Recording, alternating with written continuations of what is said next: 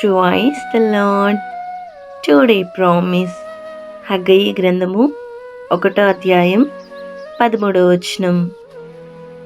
తమ దేవుడైన యెహోవా మాటలు ఆలకించి తమ దేవుడైన యెహోవా ప్రవక్త అయిన హగ్గయిని పంపించి తెలియజేసిన వార్త విని యెహోవా యందు భయభక్తులు పూనిరి.